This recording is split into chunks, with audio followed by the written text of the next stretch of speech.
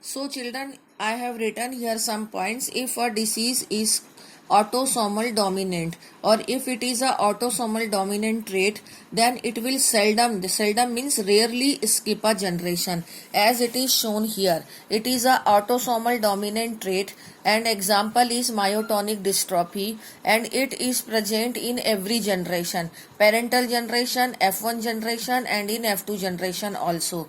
So this is the identification of autosomal dominant trait, and example is myotonic dystrophy. Then it comes the autosomal recessive trait. If it is a autosomal recessive trait, then it may skip the generation. Its example are phenylketonuria, cystic fibrosis, and sickle cell anemia. Out of this sickle cell anemia we are going to discuss now, and this is the chart which is showing the phenylketonuria and sickle cell anemia. Here you can see that in parental generation it is not appearing, but it is present in the genes, hence only it has transferred to the F1 and F2 generation. That means it can skip any of the generation, so that it is the identification of autosomal recessive trait. Now it is coming here.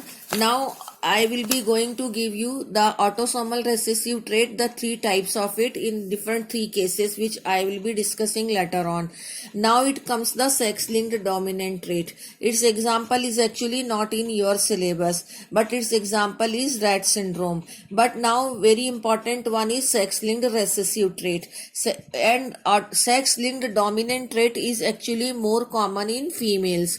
Now but we are coming here, which is according to your syllabus is sex linked recessive trait, which is more common in males. An example is hemophilia and color blindness. Okay, this is there in your syllabus, this one, and this phenylketonuria is also there in your syllabus, and myotonic dystrophy, it is in your syllabus. So these three we are to discuss in detail. Y-linked traits are which are the genes if attached to the Y links or located on the Y chromosome, and if they causes some diseases, then they are Y-linked traits, they are called as. And in this disease related to the male reproductive part, testes are included. It is not in your syllabus. In your syllabus these three are there, which I am going to discuss in detail. So now we are here coming to the first one. The first one is hemophilia. First I will like to discuss about the disease. Actually the hemophilia is a disease in which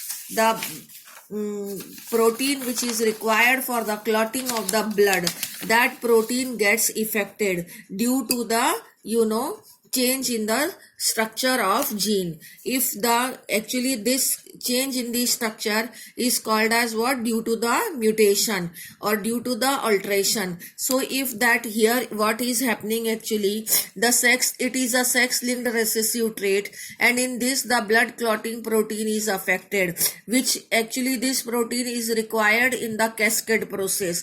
Cascade means the clotting process. So what happens in this, as I told you, that this sex linked recessive trait is more common in males and it is very less common in females. Why do?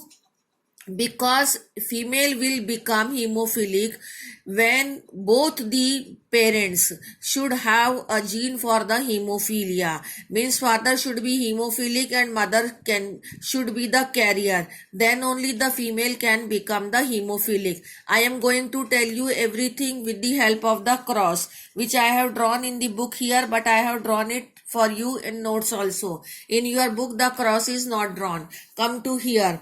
If a normal female is there, XX, and a hemophilic male, because in male one X chromosome is there and it is a sex linked disorder and it is a sex linked or X linked disorder. Sex linked and X linked. Sex linked and what? Sex linked X linked disorder it is called as. It is related to the X chromosome, excuse me.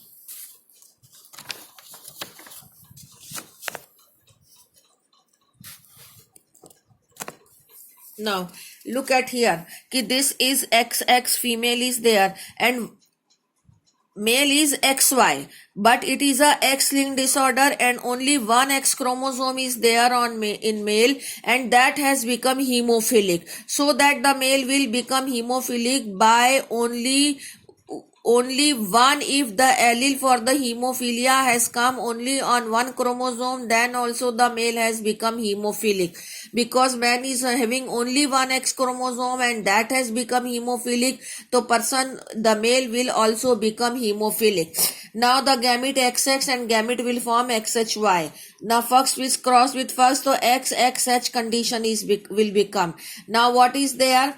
Actually it is a X-linked diseases and the female is having two X chromosome, but here the gene for the hemophilia or allele for the hemophilia has come only on one X chromosome. And what type of disease is? Sex-linked recessive trait. And recessive trait means if it will come on both the X chromosome, then only it will appear. If it has come only on one X chromosome, then this female has become carrier female. This only I wanted to tell you, that female has two X chromosome and gene for the hemophilia will come on both the X chromosome. If this father is hemophilic and mother at least should be carrier or should be hemophilic, then only both the X chromosome will become hemophilic, or gene for the hemophilia will reach on both the X chromosome. Otherwise, if normal female and hemophilic father is there, then the female has become carrier female. This female will bear the gene for the hemophilia in her genotype, but it will not, this female will not show the symptom of hemophilia. She is a carrier. Carrier means the allele is there in her body, but the symptom of hemophilia are not there. Now the next one, if the X is crossed with Y, then XY, then the second gamete will cross with XH, then again the hemophilic female will not form, it is a carrier female, and X will form fuse with Y, then XY. That means two normal boy, normal male and two carrier female are formed in this condition if the male is hemophilic and female is normal. Now we are here coming to the gametes of the F1 generation. Suppose this and this type of combination is there. So XH and XY gamete will be formed. If a carrier female marry with a normal male, okay, then what happens? So this gamete will be formed and X will fuse with X, X will fuse with Y, X will fuse with XH and XH with Y. So here what is formed? XX is a normal female because no hemophilic allele is there.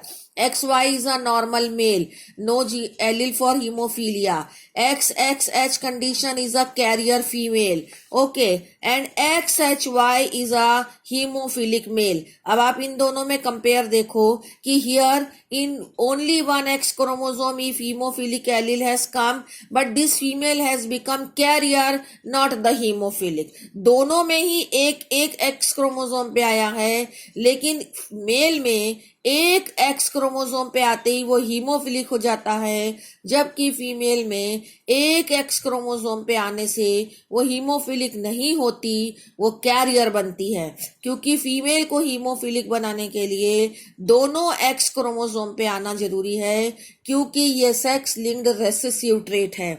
What I am telling you, if the gene for the hemophilia has come only on one X chromosome, the female will not become hemophilic, it will become carrier female because it is a sex linked recessive trait, but the male has only one X chromosome and the allele for the hemophilia has come on that X chromosome.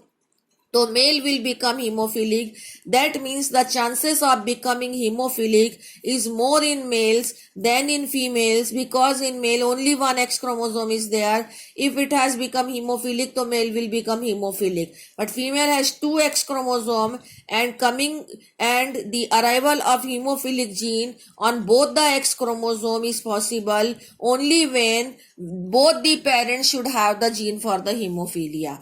Maybe the female is carrier, but in both the cases the gene for the hemophilia should be there, then only the female can become hemophilic. So chances of becoming hemophilic is less in female and more in males. This is what it is written, and this is all about the hemophilia. But one most important thing, what this red arrow is showing, that the Sex-linked inheritance is here in a crisscross manner. That means gene for hemophilia is transferred from the male, that is from the father, to the daughter and then to the grandson. That means father's gene is transferred to his daughter, and from the daughter it has transferred to the grandson, not to the granddaughter. So that way you can say that it is called as crisscross inheritance. Here it is transferred to the daughter also, but she has not become hemophilic. Here the disease has transferred from the father to the daughter and then to the grandson, and grandson has become hemophilic because of the grandfather, maternal grandfather. Okay, so this is how the inheritance of the gene takes place in a Mendelian pattern, and it is a sex linked recessive disorder. Thank you.